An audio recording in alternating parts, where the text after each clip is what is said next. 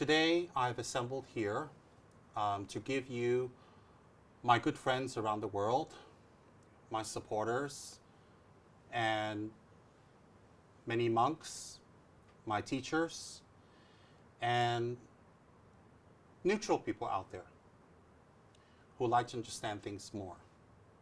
Today I would like to talk about the world peace, Buddha and Dharma Protector Gyalchen Dorje Shugden. I would like to explain to everyone my relationship with this Dharma Protector. And my intention of giving everyone an explanation of this Dharma Protector is not to convert you, or not to get you on my side, or not to make you think good or bad in any other way. Over the last 10, 15, 20 years, I've received many hundreds of inquiries into this Dharma Protector, Dorje Shugden. I've received many questions from people who practice Dorje Shugden, and I've received questions from people who don't practice Dorje Shugden, or some who don't even like Dorje Shugden. And these questions have been piling up more and more and more. So I thought that I will give some explanation to some of the questions. I can't cover everything tonight, but I'll do my best to cover some of the more important points. Kichara House. I am the spiritual advisor of Kichara House, and also the founder, along with some very close, beloved, and hardworking students of the Dharma, students of the inner journey. We have created Kichara House, and today it has grown to be quite big and successful, if I may say so humbly, due to the hard work of everybody in Kichara. The coherence, the harmony, and basically our goal together to make our inner world, and if possible, the outer world, a better place to live in. What I want to talk about first is my relationship with Dorje Shugden, how it came about, and what's my connection with him. Now, I'm going to give a little bit of my background. I think most of you already know, but for those of you who are new, then I'll explain it a little bit. My father was an ex-Drepung Loseling monastic monk, or monastery monk in Tibet. And my mother is descendant of a royal house in Xinjiang. She's the royal house of Turgut, which is the predominant Mongolian group there, tribe. And her mother, my grandmother, and her father, my grandfather, were the ruling family for many generations in that area.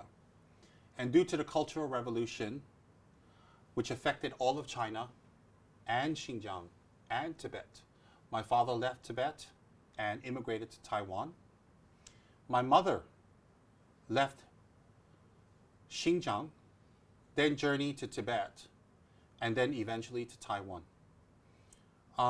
When my father first went to Taiwan, he didn't bring his wife and his 3 children there.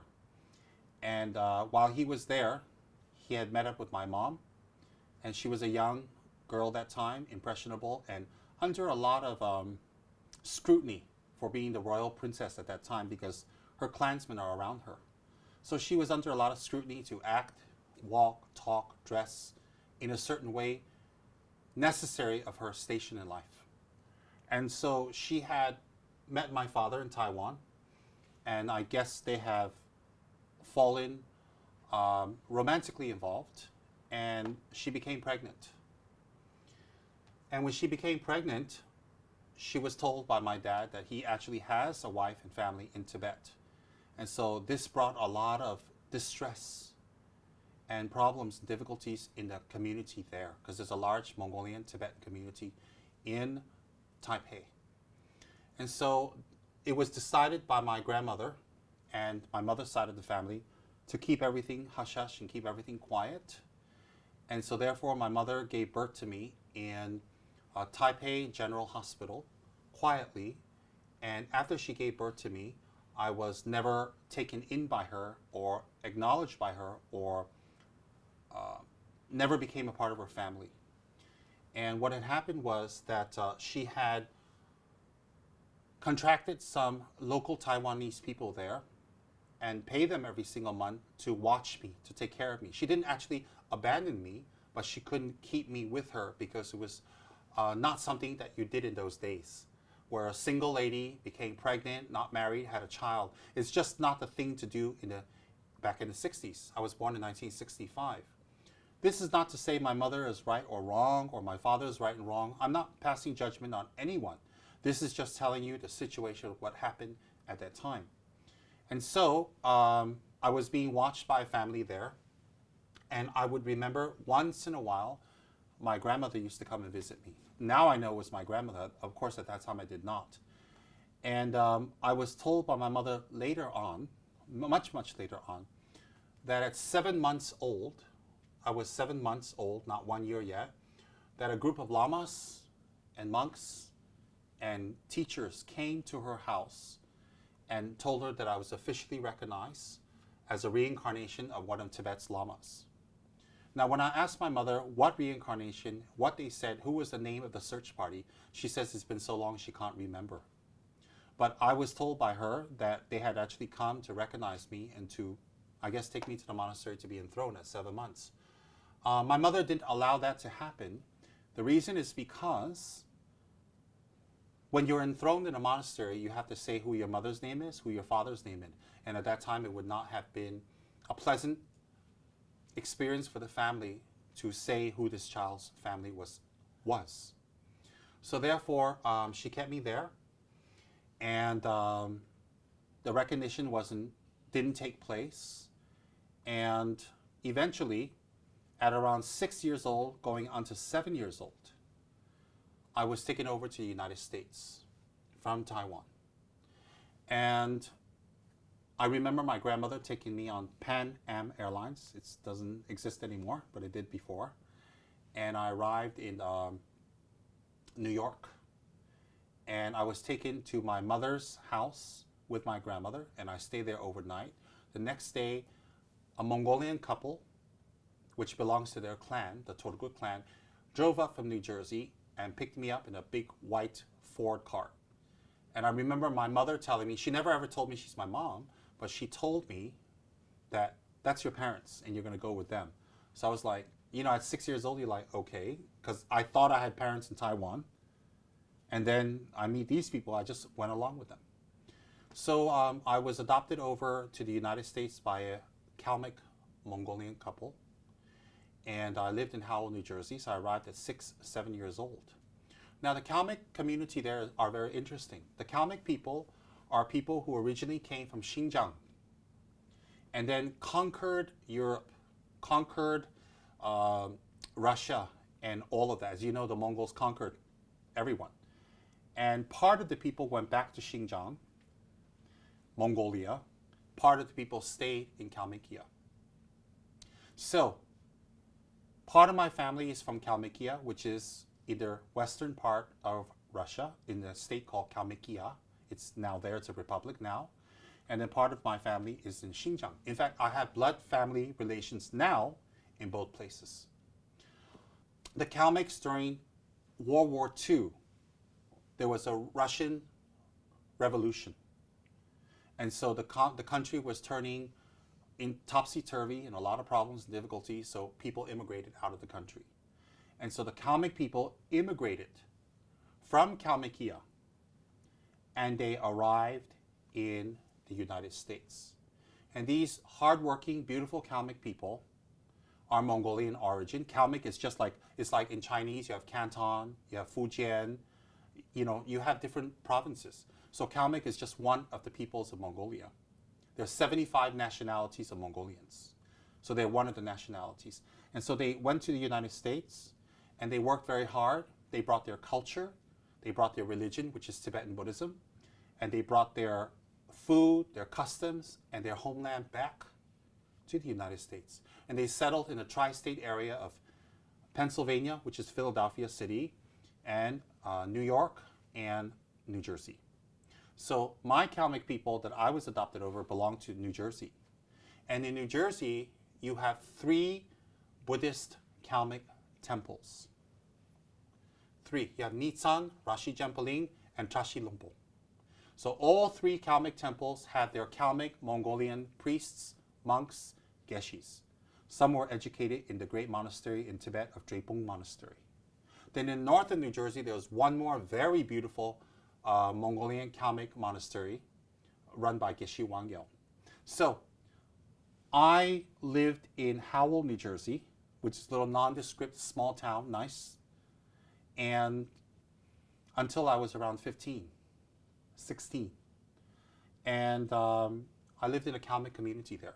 You have to remember, half of my heritage is Mongolian, Kalmyk to be specific. Half of my heritage is Tibetan. My father is Tibetan, my mother is Mongolian. So, both cultures practice Tibetan Buddhism, both. So there was no conflict of religion where I lived. So I lived on West 3rd Street. That's where my step-parents lived. And their name was Burcha and Dana Bugayev. And they did the best they can for me.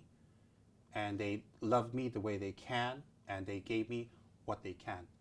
In essence, they were kind people. And they wanted me to be who they wanted me to be, like most parents. Now, I arrived in the United States in 1972. Nearby, in Rashi Jempaling Temple, which is the temple that my parents goes to worship and pray, and you know it's packed with Kalmyks there. In 1971, one of the greatest Tibetan masters and teachers, and a heart student of Kyabje Pabongo Dorje Chang, arrived.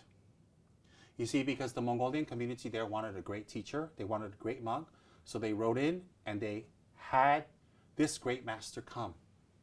This great master later became the abbot of Saramay Monastery, an erudite scholar, writer, and teacher who lived peacefully and passed peacefully away in Howell, New Jersey. Very much liked by His Holiness the Dalai Lama. So anyway, this great teacher, his name was Khensur Losang Tarchen Rinpoche. So for convenience sake, because the Tibetan names are very long, I will say Khensur Losang Tarchen. All right? He was a scholar of the highest class. He was a master of Sutra and Tantra.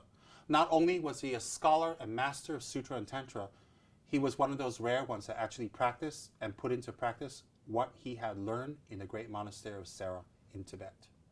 So the Kalmyk community had invited and requested and confirmed this teacher to come to be their resident teacher in our monastery, Rashi Jempaling, there in Howell, New Jersey. So can you imagine? He came in 1971. I came in 1972. I was 6 going on 7 years old. And guess what? I lived on West 3rd Street. The temple was on something like East 6th Street, isn't it? East 6th Street. Just 2-3 streets away. And for me to ride my bicycle to the temple literally took me 7-8 minutes. I rode very fast. And also it was nearby. So just 10 minutes away by bike if you go slowly, or by walking 15-20 minutes, just 10 minutes by bicycle away was living one of the greatest Dharma teachers of our century, Khensur Losang Tarchen Rinpoche. He gave classes, he taught, he conducted meditation retreats, he gave initiations, oral transmissions. You have to understand, he is a scholar that can create many other scholars, one of the highest. And he is a direct student of Kyabje Chuchan Rinpoche, Kyabje San Rinpoche, His Holiness Kyabje Pabongo Dorje Chang, Pabongo Rinpoche. He is someone in Tibet that served these lamas, received teachings and lineage from them. And he was the purest monk, very kind, very helpful, and used his whole life to serve others by teaching them Dharma tirelessly. I lived 10 minutes away from this master. Talk about good luck. More than good luck. I feel in my previous life, I must have made some good prayers to be born near such a great master, just down the street, literally. So at a young age, when I saw this master, I was entranced. Even at 6, 7 years old, 8 years old, 9 years old, I remember I was in awe of him. No one told me how great he was. Who's going to tell a little kid how great he is? No one told me what a great scholar he was, what a great master he was, what an incredible meditation teacher he was. No one said that. No one tells that to a 7, 8-year-old kid. When I saw him, I just said, there's something special about this person, and I want to follow him. My little child mind said that to me. I want to follow him. That's what I did. So I started going for his classes. I started going for his teachings. I started going for his retreats. I started going for the meditations. And I became more and more involved and stronger. And that's it. What did Geshe-la teach us? Sorry, Khyentse Rinpoche. At that time, we called him Geshe-la because he wasn't an abbot yet.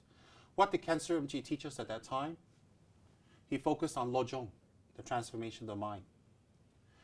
He focused on us learning about Dhammakirti and debate. He focused on us on Lamrim. He focused on the practice of Hiruka and Vajrayogini Tantras.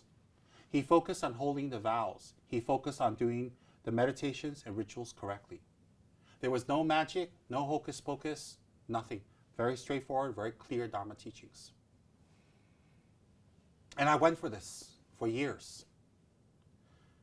When I was around 12 or 13 years old, I'd been studying with this great master for a few years already, to the consternation of my parents, because they adopted me to be their only son and to grow up to carry their name and get married and have, you know, a lot of sons. That's what Mongolian kids, parents expect of their children. And I wanted to be a monk. I told them I wanted to be a monk. They were not happy at all. But that's another story.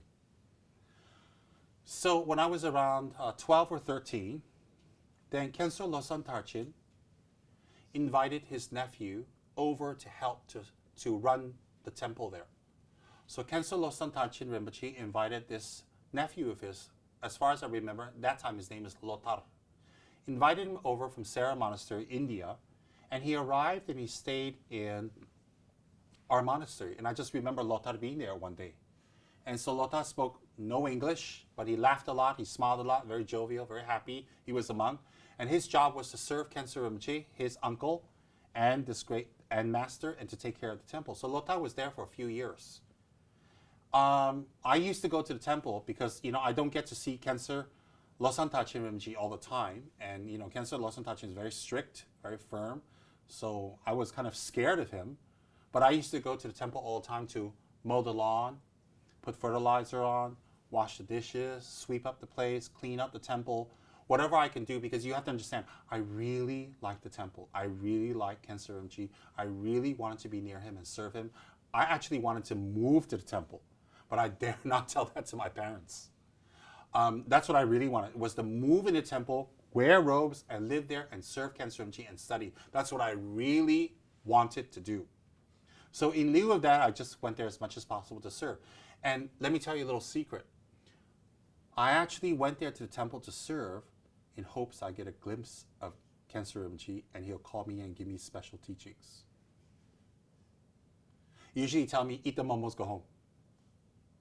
So that was my secret wish, was to bump into Khyentse Rinpoche and get special teachings. Not that I feel I'm special, but I loved him very much. I still do. Now, the special teachings never happened one-to-one. I used to get stern stares from him. He used to look at me with stern stares. So I looked back like this.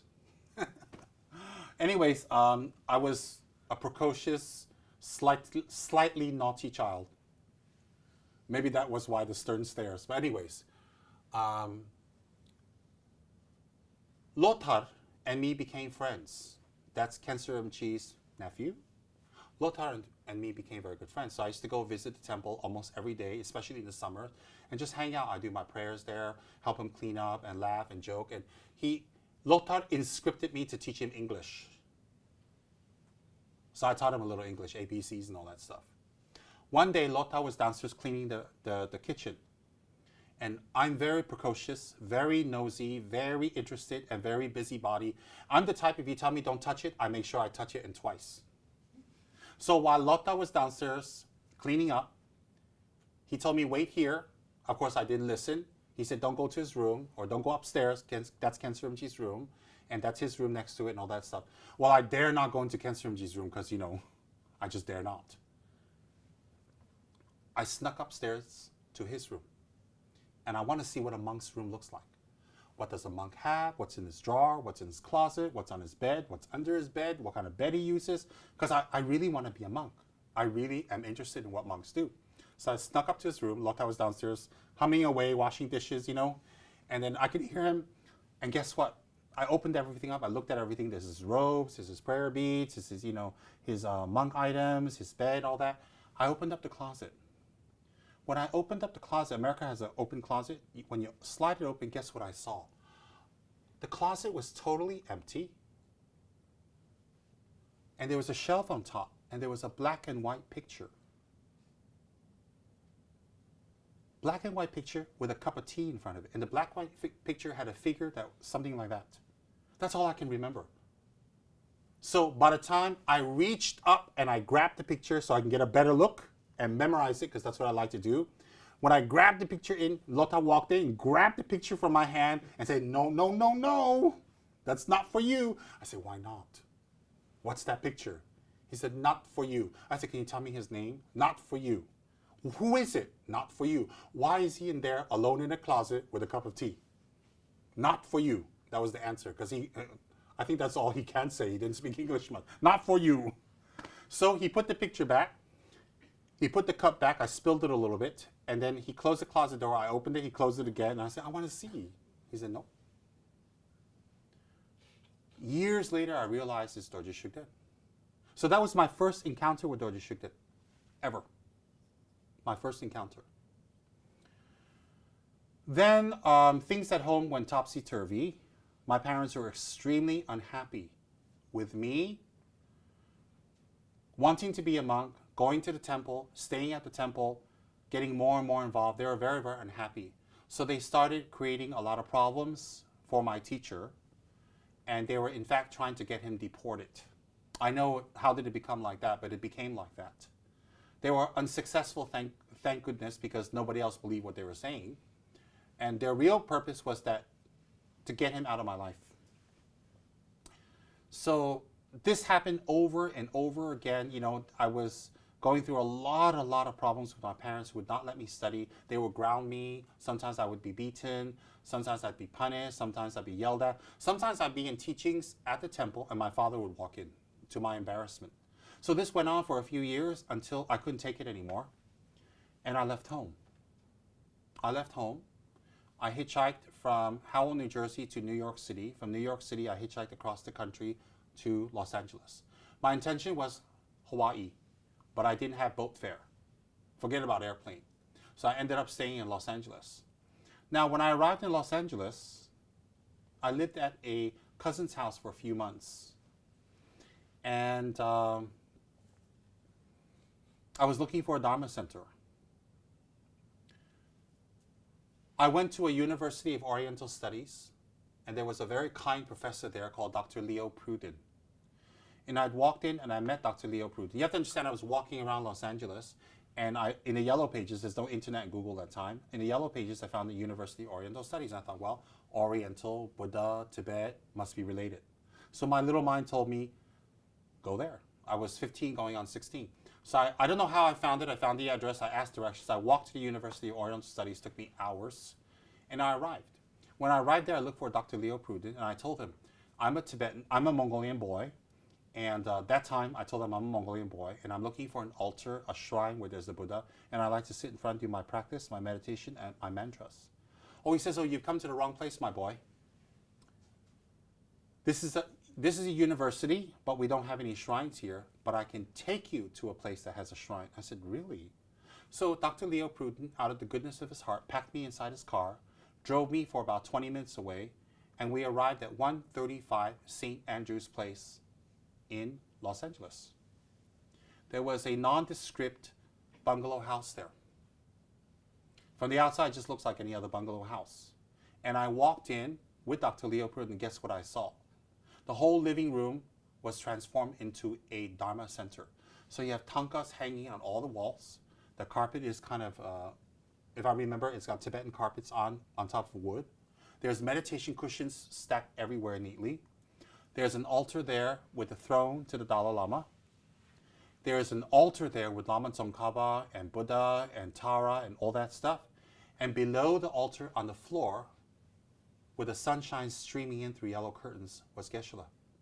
Geshe Tsurim Gyaltsen of Ganden Shatse Monastery, who again is a great scholar from Ganden Monastery, a great practitioner, again a student of Kyabje Tsem Rinpoche and Kyabje Trijang Rinpoche, again. So I walked in there, can you imagine, 15 years old, met Dr. Leo Pruden 1 hour ago. He drives me to 135 St. Andrew's Place. I walk in, and in a corner, there is this Tibetan Lama meditating. There's a statue above him of Lama Tsongkhapa, and the light streaming in on him. And I walked in, and Dr. Leo Pruden introduced me to Geshe-la. And I told Geshe-la my history. I told him what happened. I told him how I got to Los Angeles, why I'm here. And Geshe-la said to me, wow, this is very good. He says, today is Tok Day, the Tibetan lunar 10th of the month. So we're going to have Tok tonight. I'm like, wow, why don't you come tonight? So I was like, okay. I was so excited. I'm in Los Angeles all by myself, 15 years old, going on 16. I have my freedom. I found a Buddhist master. There's no more restrictions for my parents. I'm alone. And I just walked in and I find this master. Again, how did that happen? And a student of Trijang Rinpoche, Saramji some more, okay? So I ran around the city. I went here and there. I didn't have any money. I walked here, hung out at the bus stops. My favorite place was the bus stops because they're free. And drank some drinks and stuff. And I prepared myself for Tok. Then I walked back to the center. I went for Tok. And in New Jersey, we learned how to do the rituals already. You know, the Vajra and bell, doing the mudras, doing the chanting. So I sat in the front. Geshe-la made me sit in the front. And the place was packed, maybe 60 students, 70 students. We did Lama Chova Tok. So afterwards, you're like, wow, you're 15 years old. Where'd you learn to do that? How'd you learn how to chant? How'd you learn how to do the pujas and the Tok and all that stuff? I didn't think it was a big deal because everybody in New Jersey did it. Well, I did. So anyways, after that, Geshe-la introduced me to everybody and told everybody my situation and all that. And there were some nice committee members there. One of the committee members took pity on me, and she talked to the committee and lowered the rent to the room downstairs to the bungalow. Can you imagine? For $160 a month. You see, in the Western Dharma centers, you pay the Dharma centers, you don't get a salary, you don't get a stipend, you don't get free rooms, you don't get gifts, you don't get anything. Everybody's very poor. You pay the center to be there. You pay the center to attend teachings. So, and that's the norm because people got to pay their bills. So she got the rental reduced down to $160, and listen to this. There are 4 bedrooms upstairs, a library, a living room, a kitchen, and 1 small maid's room downstairs near the entrance with a bathroom. And that small room downstairs was about maybe 8 feet by 10 feet, something like that, which is fabulous. And I got the room. They talked to the committee. They approved for me to live there. They allowed me to live there. I could not believe it. I moved into the Dharma Center. I took my 2 bags. I didn't have much. I moved into the Dharma Center. I lived downstairs.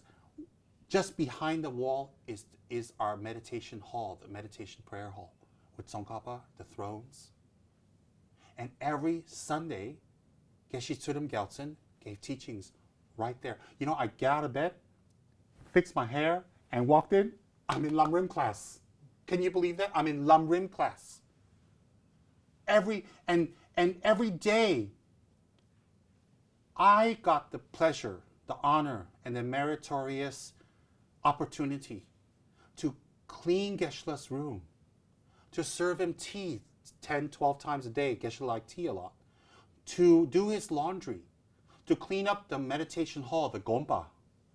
I got the pleasure to cook for Geshe-la, to do his shopping, and to maintain the whole house. Because upstairs there's 1 or 2 students staying, the Geshe-la, but the students went to work. I went to work, but I only worked part-time. So I lived in this Dharma center called Thuptin Darge Ling on 135 St. Andrew's Place with another great living Buddha, Geshe Tsuden Gyaltsen. Can you believe that? But I had one small obstacle. You see, because in the 50 verses of Guru devotion, it says, if you have a guru, you do not need to go to another guru or study with another guru or be with another guru. One guru, stick to one guru. So I wasn't able to get teachings from him because I have my guru in New Jersey, which I love and I treasure, and there's nothing wrong. The only time you switch gurus is when your guru tells to get this from another guru, or you learned enough and it's time to move on with your guru's permission.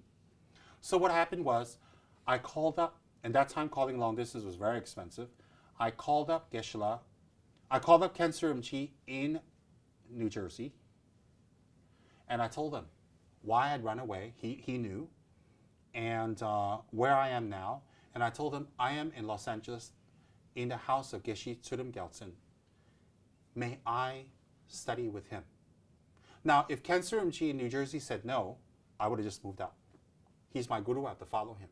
So in the 50 verses of Guru devotion by Ashvaghosha, it states very clearly, without the permission of your guru, you don't go to any other teachers for teachings, initiations, even a blessing. Why? When you go to another guru and you jump from one guru to another, you skip from one guru to other, you're sending a message out to the world. Your guru is not good enough. Your teacher doesn't have enough blessings. Your teacher is not knowledgeable enough. Your teacher is not good enough. So you need to run to others. Some people say, oh, but I just want to get blessings from another teacher. Why would you want blessings from another teacher if your teacher already is giving you blessings? So in the 50 verses of Guru devotion, you don't jump from one teacher to another for a few reasons. One is, once you establish a relationship with your teacher, you study with your teacher, you learn with your teacher, and whatever your teacher has will be the path to enlightenment, and that should be more than enough for you. If you're going to get teachings from 2 or 3 or 4 or 5 or 6 teachers, how can you practice what every single teacher gives you? That's not possible. Okay, that's one. Number 2, when you accept one person as a teacher, you see them as the embodiment of an enlightened energy, enlightened knowledge, enlightened mind. So what that teacher teaches you, if you put into practice, you will gain the attainments. When you gain the attainments, that is the same as any other attained person with any other teacher. So you don't need to run to many, many, many teachers. So I'm very strict on Guru devotional practice. I always have been very strict. So when I arrived in Los Angeles, I knew this was a great teacher, but I don't have the permission of my first teacher. And why would I want to switch from my first teacher to the second teacher? Because my parents didn't allow me to study. They didn't allow me to go to the temple. So I had to leave. They wanted me to get married, get a college degree, have kids, and go to parties and drink and, you know, have fun. That's what they told me. My parents even picked out one Kalmyk Mongolian girl for me to marry in the future. They've already talked to the parents. That's the way they do things. So I ran. I want to be a monk. So I called up. I was in Los Angeles from Geshe-la's house, and I got Geshe-la's permission, and I called up Khyentse Rinpoche in New Jersey, and I explained to him the situation. And he already knew, of course. He understood. He heard I'd run away, and he was happy to hear I was safe and that I'm all right. So I said to him, I can't come back to New Jersey in the near future, so therefore I don't have the merit to study with you, although I want to. I am living in the house of Geshe Tsuden Gyaltsen. Do I have your permission to study with him, or what shall I do? Khyentse Rinpoche on the other line, if he told me to leave, I would pack up and leave immediately. I would never question my teacher. I don't have a habit of showing disrespect to my teacher. But Khyentse Rinpoche said these words to me. You are very lucky. Geshe Tsuden Gyaltsen is a great master and scholar. You should treat him exactly the way you would treat me. And you should serve him and study with him and be a good student. Wow. At that moment, a few things dawned on me. One is how real Buddhist masters have no jealousy. How real Buddhist masters, they don't care how you become enlightened or with who, as long as you become enlightened. I saw the first time, clearly, a glimmer of how incredible my teacher was. You're saying, how can you say it for the first time? I'm talking about in action now. The second thing is, he officially gave me his permission to study with Geshe Tsulem Gyaltsen. So if I study with Geshe Tsulem Gyaltsen, there will be no karmic repercussions of guru hopping, center hopping. The third thing is, he told me that Geshe Tsulem Gyaltsen is a great master. If my master tells me he's a great master, I don't need to check, I believe my master. And that I should serve him as I would serve my teacher in New Jersey. Wow. So I was very happy and sad because I love my teacher in New Jersey. I was happy because I can't be there, but I can continue my study. And guess what? He is of the same lineage, of the same teacher, of the same tradition. They're Lama Tsongkhapa's tradition, the student of Trijang Rinpoche, the student of Song Rinpoche. They're both highly acclaimed Geshis. So I ran up, I put the phone down, I prostrated. After I put the phone down, I prostrated to the phone because my teacher had spoken on the phone. So to show respect, I prostrated to my teacher. And then I ran upstairs to Geshe-la and I told him what Khensa Rinpoche said. Geshe just said, okay, make me a cup of tea. I went, okay, how come nobody's happy for me? Then I realized another quality of Geshe-la. He has no ego. When I told him what Khensa Rinpoche said about him, he has no ego. He didn't talk about it more. He just said, okay, make me a cup of tea. And I went, wow, this teacher has no ego. I just praised him from another teacher and it doesn't move him at all. He doesn't ask details. So as I was making tea, I was thinking about the qualities of these two teachers. No ego. So I became the official student of Geshe Tsulem Gyaltsen by two methods. One is I received permission from my first teacher because I couldn't study with him. Second is Geshe Tsulem Gyaltsen accepted me. So it was pure bliss. I lived from 16 years old. I turned 16 already, 15 going on 16. 17, 18, 19, 20, 21, 22. I lived with Geshe-la nearly to 23 before I went to India. In between, I moved out to West Hollywood 1 year to experience life and I moved back in. So for 1 year in Los Angeles, out of those 7 years, 8 years, I moved to West Los Angeles near Sunset Boulevard. Yes. And then I experienced some sorrow for 1 year and I moved back. While I was living in the Dharma Center, I received teachings from Geshe-la every week. I was, on many occasions, had the honor to cook for him. As I said earlier, I did his laundry because the laundry area is right next to my room. I cleaned, I vacuumed, I washed, I shopped, I did everything. I wasn't paid for it. I did it because it's a service to my guru. For me, serving my guru should not be paid. And for me, it's very important to have integrity with my guru. For me, it's always been very important that whatever I promise my guru, he need not remind me, he need not chase me, he need not say anything to me. Once I make a promise to my guru, I will keep it until I die. This is how I was brought up. This is what I believe. This is what I trusted. This is what the Dharma books taught me. If you don't have integrity towards your guru, which is the highest being in your life, that teaches you the Dharma to become enlightened, then you won't have integrity with anyone. If you can take a diamond and throw that out, of course you can take glass and crystal and throw it out. Who takes diamond and throw it out and keep the crystal in their house and keep glass in their house and keep it clean and make a ring out of the glass? Why would you throw diamond out and keep the glass? So if you don't take care of a diamond, you won't take care of glass. So for me, the guru is a diamond, and I will take care of it. So whatever I promised my teacher from a very young age, it was instilled in me to have integrity, to not let your guru push you, remind you. Never bring your issues to the guru and disturb his mind. That's what I was taught. Never ever shout or scream at your guru, or cut him off, or turn him off, or not speak to him, or show any disrespect. Because your guru is the one that teaches you Dharma. Your guru is the one that teaches you the path to enlightenment. Because you cannot meet, I cannot see or meet the Buddha. I cannot meet Manjushri or Maitreya or Tara. I can't get teachings from them. But definitely they exist and they have become enlightened.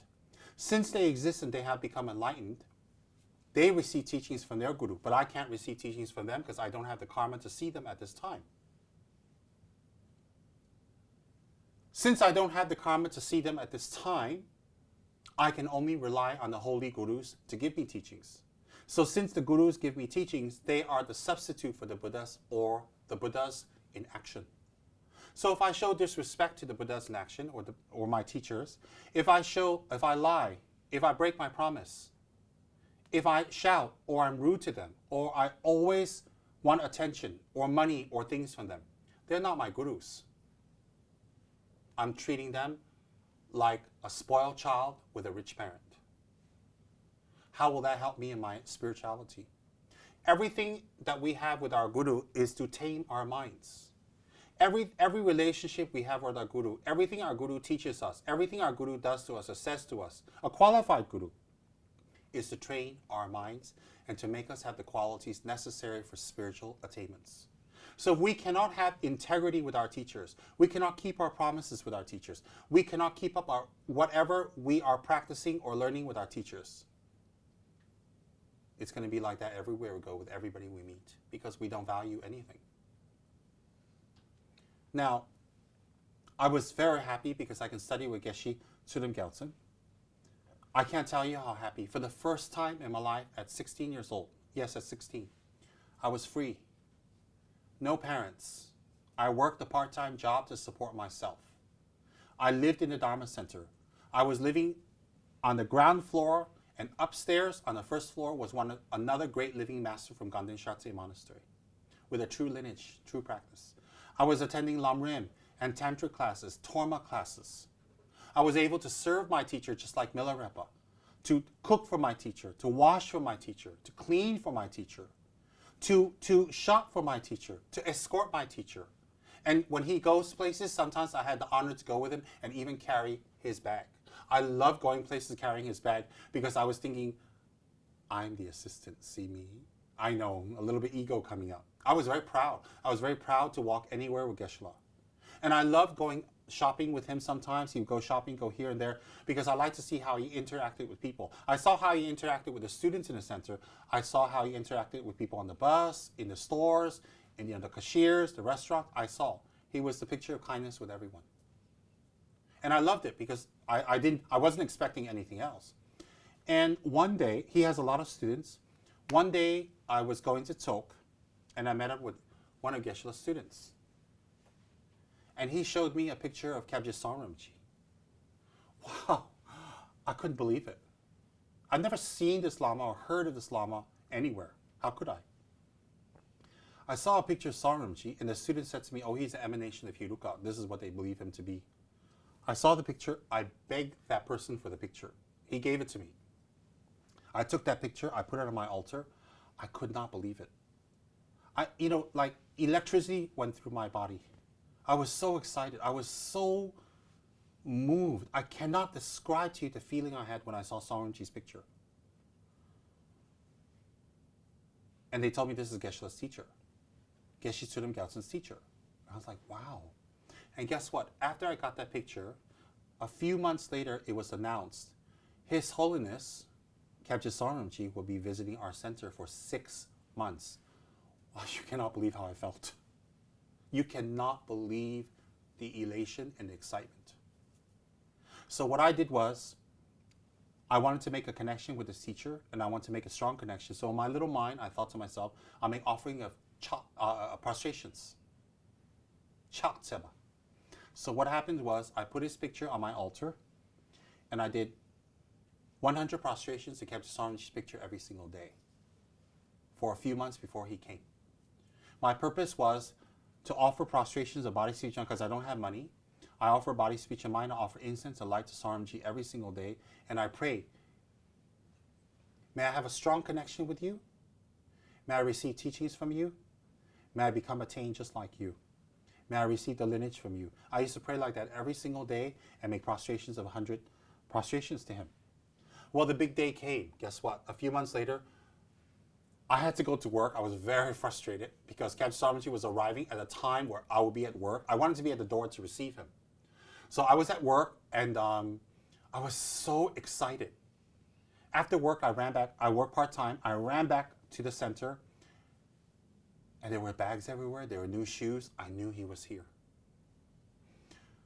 I heard a strange voice up there, not an unpleasant one, a strange one. I said, oh my God, that must be him. I was shaking. So I was downstairs in the kitchen pretending I was busy. I was begging for him to take me upstairs to meet him, waiting, hoping, praying. But at the same time, I was scared.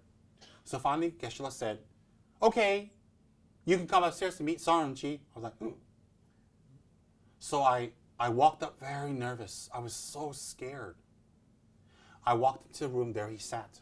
Wow, straight and erect, with a long goatee, white, very sharp eyes, no smile. He didn't smile at me at all the whole time.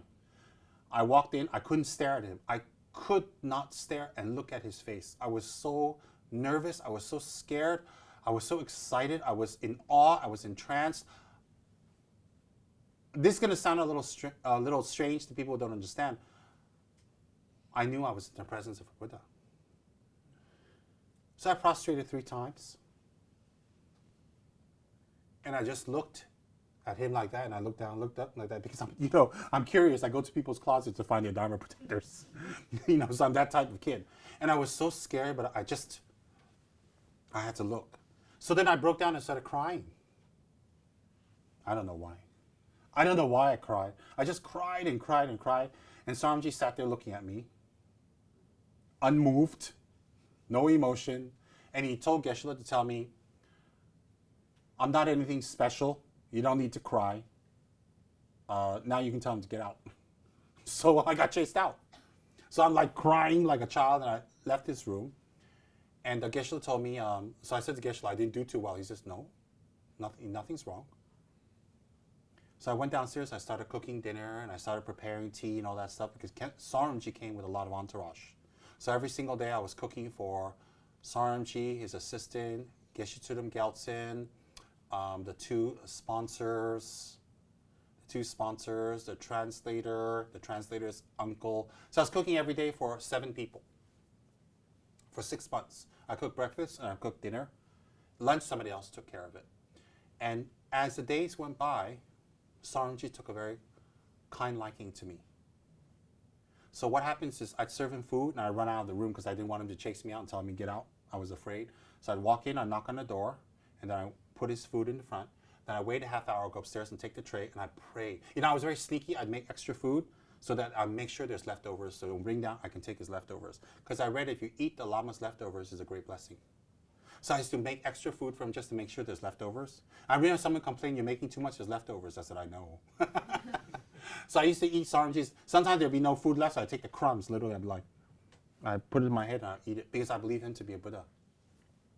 So I became very close with him. It became to the level where I actually just walk into his room and I would sit on the floor and I would give him massages on his feet, sometimes on his head, on his hand, or I would just sit with him when he's meditating. Or sometimes when Saramji was taking a nap, I would sit next to him and just kind of stare at him. I mean, literally, I just stare at him because I just could not believe what a great Lama he was. And Geshe-la was very pleased with me. He says, you're doing a good job serving his guru. So at that time, I was doing Manjushri, Avalokiteshwara's mantras and some light practices, and Lama Tsongkhapa's Guru Yoga taught by Geshe-la. And I was doing Pendant Hamo mantras. I like Pendant Hamo a lot. I would recite that all the time. And I recited that when I ran away, and I did that all the time. And so something inside of me said, I should get a Dharma Protector. So one day I was upstairs with Kyabje Saramji in his room and an assistant, just the 3 of us. And I asked Kyabje Saramji through the assistant, what shall I do? How shall I practice? But before I tell you that, let's backtrack. Before Saramji came, in Thupten Darjeeling, every single month, Geshe Tsudam Gyaltsen did Dorje Shugden Council. Dorje Shugden Council and Setup Council. Geshe Tsudam Gyaltsen every single month with his students, about 50, 60 of them, would do Setup and Dorje Shugden Puja. Why is that? Setup is the protector of Ganden Shatse Monastery. Dorje Shugden is the other protector of the Gelugpa teachings and Geshe-la's personal protector. You see, Geshe-la's received Sokde, or initiation of Dorje Shugden, from his teacher, and he does the puja every single month. One of the commitments of doing Sokde is you do the puja every single month.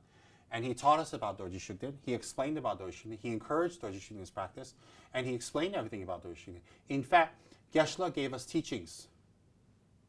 From a music delighting the ocean of protectors texts, composed by Dorje Rinpoche.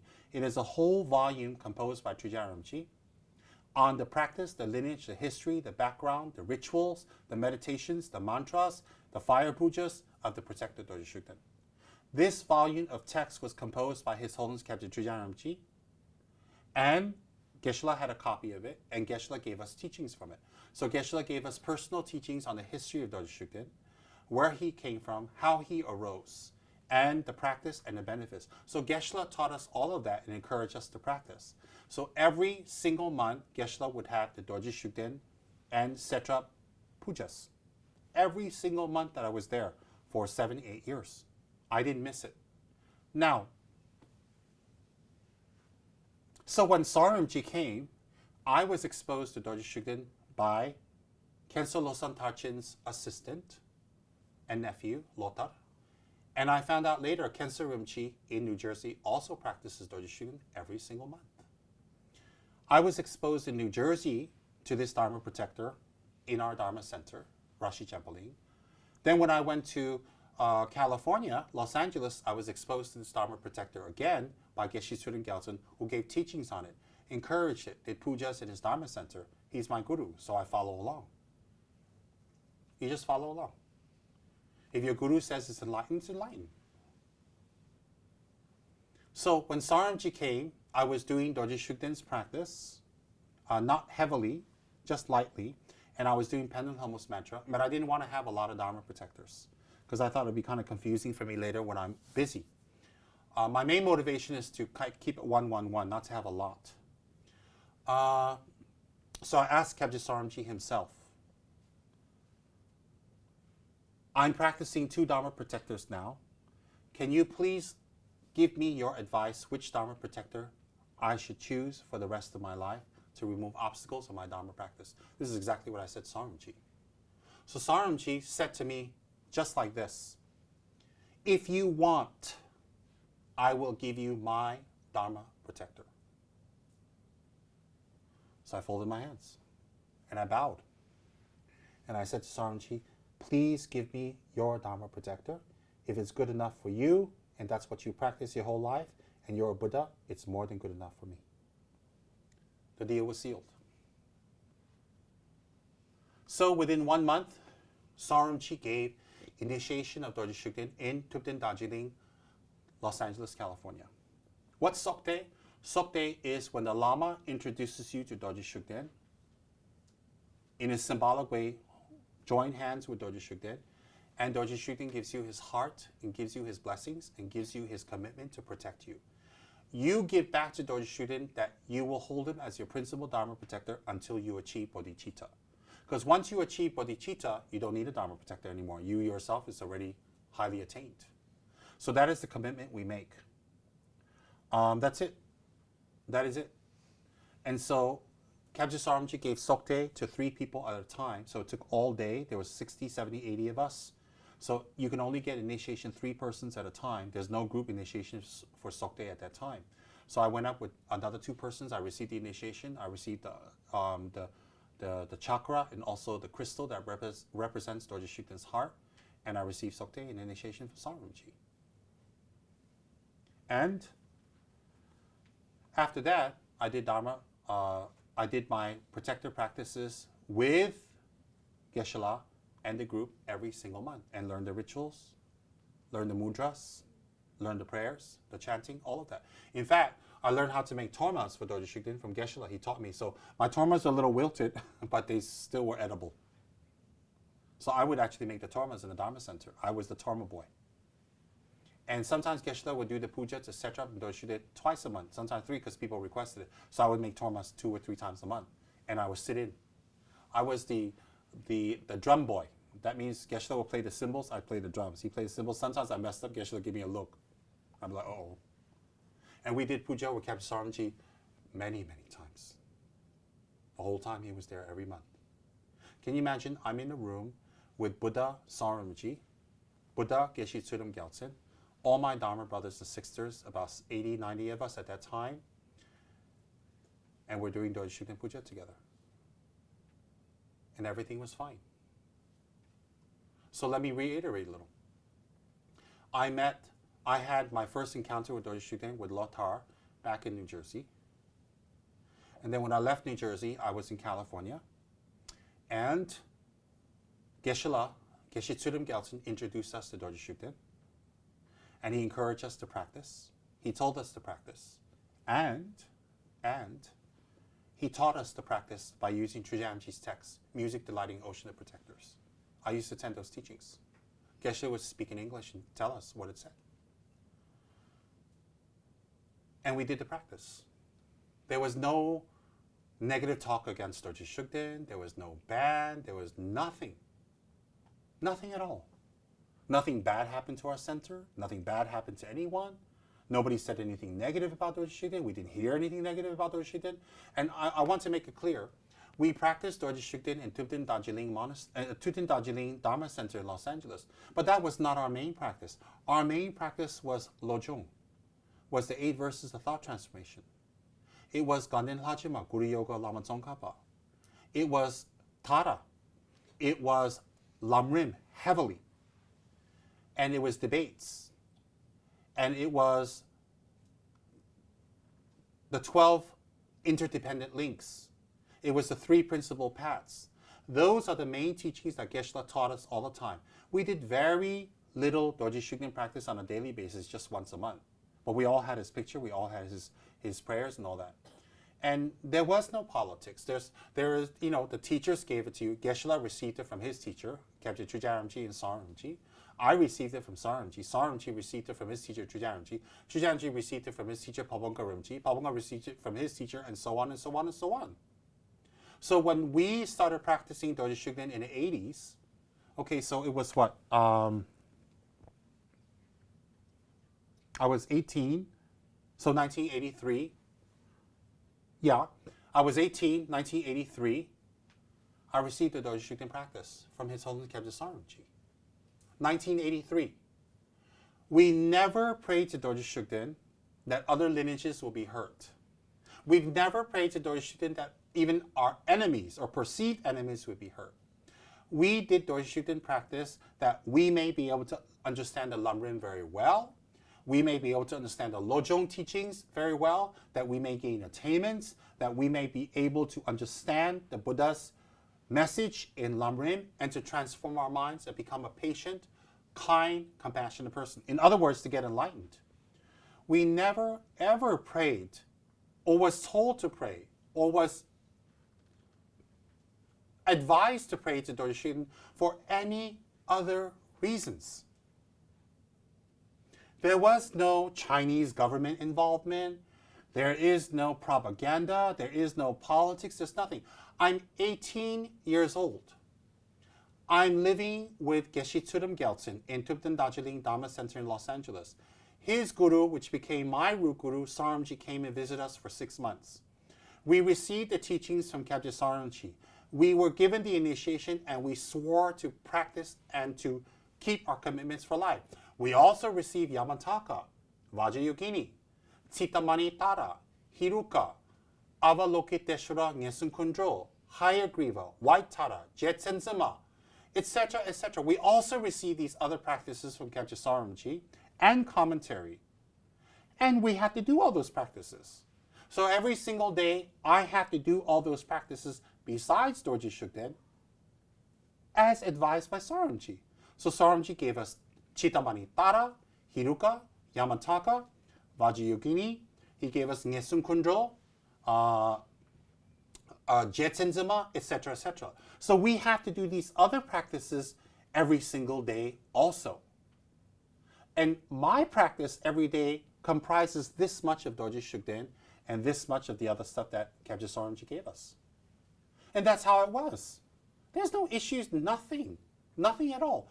I didn't practice Dorje Shugden because I'm connected to the Chinese government. I didn't practice Dorje Shugden because I want to contradict Dharamsala or CTA or His Holiness the Dalai Lama. And the Dalai Lama visited our center many, many, many times, and we have images of Dorje Shugden everywhere, and the Dalai Lama didn't say anything. All right? So therefore, what's very important to know is this, is that when we received the practice of Dorje Shugden from Khadje Rinpoche, it was 100% for spiritual reasons. Rinpoche is my teacher, is the teacher of my teachers. And when he gives us the practice and we promise, we just do it. It's called integrity.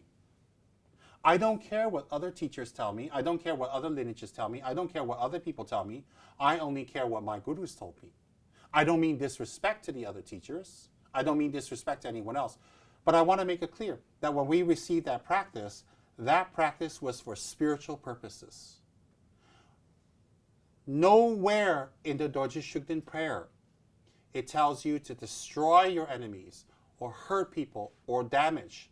But the prayer is always about developing compassion, developing renunciation, developing the right view of emptiness according to Nagarjuna, and developing the mind that can attain bodhicitta. And that's what we prayed for. In fact, Geshe didn't allow us to pray to Dorje Shugden for minor things. Nothing. Now, let me backtrack a little bit. Before we received anything from Rinpoche, before we received any teachings from Geshe, my very first encounter with Dorje Shugden with Geshe was this. I was looking for a job, and I needed to work and pay bills. And I wasn't very qualified to get a job. I was 16. So I applied for a job, and they said they'll consider. If I get this job, it'll be near the center. It'll be easy for me. I can pay off my bills. So I went up to Geshe and told him the whole situation. Geshe was sitting in his room upstairs, Geshe Tsurim Gyaltsen. He has Yamataka tankas. He has his, his altar in his room, and he has a tanka of Dorje Shugden. So he said to me, "Do you really want this job?" And I said, "Yes, I need this job very badly." He pointed to the tanka of Dorje Shugden and he said, "This is Dharma Pala, or Dharma Protector in Sanskrit. If you pray to him, everything will be fine." So right in front of Geshe, I made 3 prostrations of Dorje Shugden's tanka, and I prayed might get the job. And guess what? 3 days later, I got the job. I wasn't supposed to get the job, but I got the job. And after that, Geshe started teaching about Dorje Shugden, talked about Dorje Shugden, explained and encouraged the practice along with many other practices. But I want to explain Geshe's main, the main focus was Lam Rim. And then after that, when Rinpoche came, Rinpoche gave us the initiation. And that is how I got connected to Dharma Protector Dorje Shugden when I was 18 years old. Again, let me stress, not for any political reasons, but purely spiritual.